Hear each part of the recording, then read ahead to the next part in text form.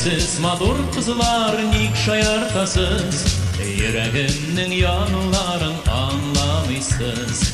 Evsiz madur kızlar nik şayartasız, yüreğimnin yanıların anlamışsız. Seni yaratan, seni Tataristan, gurur halkım için yaratan. Canırken erkeklik için, Tatar deli için yaratan.